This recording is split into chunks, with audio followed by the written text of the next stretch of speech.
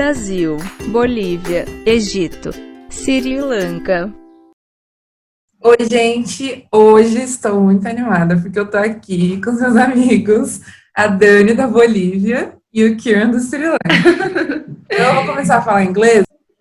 So, guys, I'm very excited to be here with you. Me too! Remembering the times we lived together there in Egypt.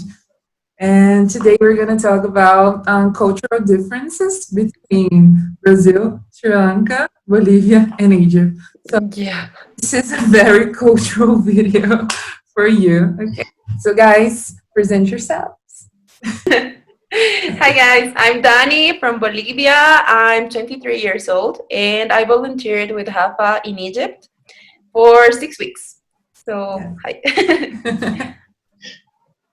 So, hey guys, what's up? I'm Kiran and I recently volunteered with Isaac and with Rafaela to go on this amazing journey to Egypt.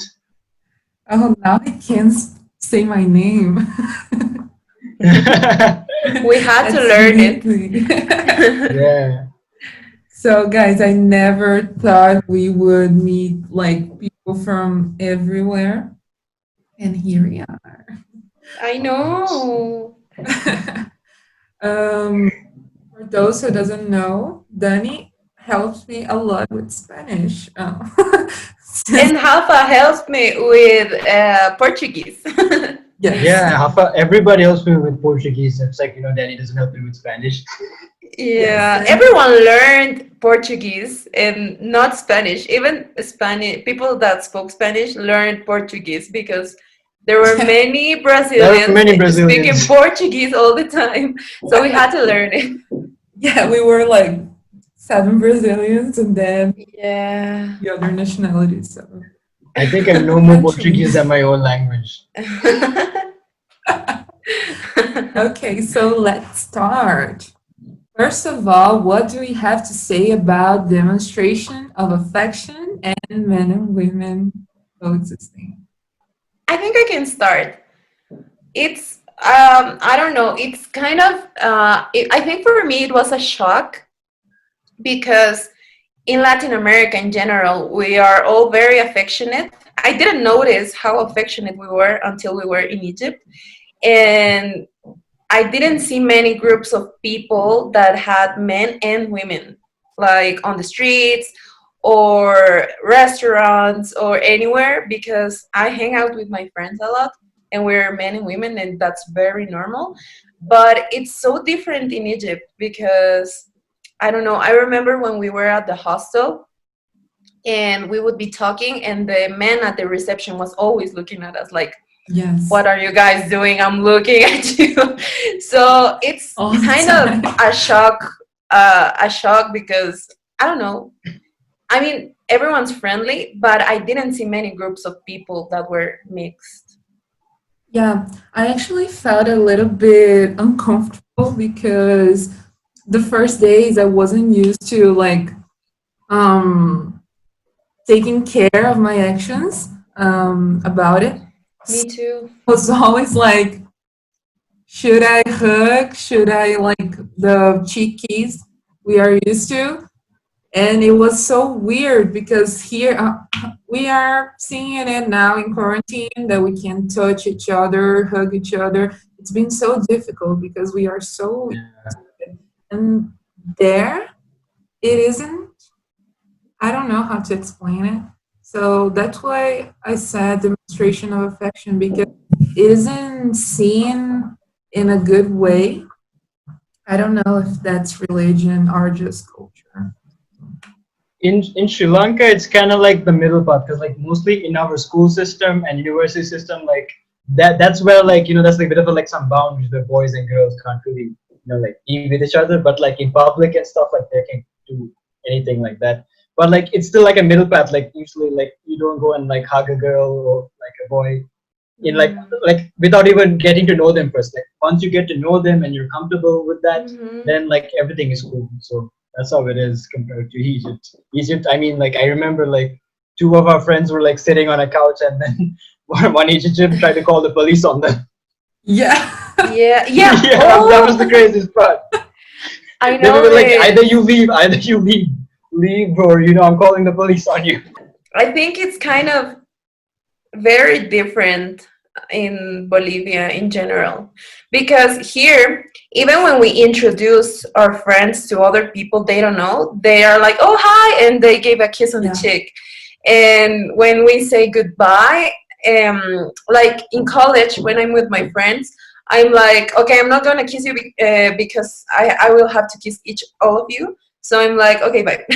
But it's very normal to be kind of touchy with your friends. I think it's very normal here. So that's why I wasn't conscious of my actions in the beginning. And then one other thing I noticed just right now is that even the most people I met from like Egyptian people, it was men, not really many women. Yes. Yeah. Something Mateo said when we were there, that we didn't really see women in the Yeah. segments, like working And at places. Yeah, that's I true. think that's even with Isaac, right? Like, it's like the Yeah. entity that was hosting us, like there were no girls. But like actually the entity that was hosting my travel to Isaac, MIU, there were some girls, and actually those girls were pretty chill. Like they helped me when I broke my leg. They helped me get like bandages and stuff, and they were pretty cool. Like But those I girls were feel like completely fine. I guess that's like a class system, like higher class, mid class, low class. So that's I how don't they know Yeah, do it. kind of. because I feel that maybe the more like rich people are less attached to tradition, and then the girls are more liberal. But still, they wouldn't go to trips with us. Just That's stay in true. Cairo. Yeah, now that I think about it, I think that even in Isaac in Egypt, I think women do most of the back office work, Yeah. because when I was like before I left to Egypt, many girls would talk to me. Like I think a girl picked me up from the airport, and a girl was like my manager, but I never saw them more than 2 times. Like I Yeah. saw this girl who picked me up at the airport one time, and then the other girl who was my manager 2 times because she wanted to talk to. No, one time. So it's kind of like they didn't go to trips with us, and I think that's why we got closer to, or we met more men. Yeah. And also at the mall, there weren't many women working on the Yeah. I think front. this is more similar to Sri Lanka, because in Sri Lanka, this is the same thing can happen. Girls in Isaac, they don't really go much on trips, but actually some do go on trips, but it's mostly because of parents, because parents are kind of worried of sending their daughters on these trips, like especially when there's like a lot of boys around. So like that applies.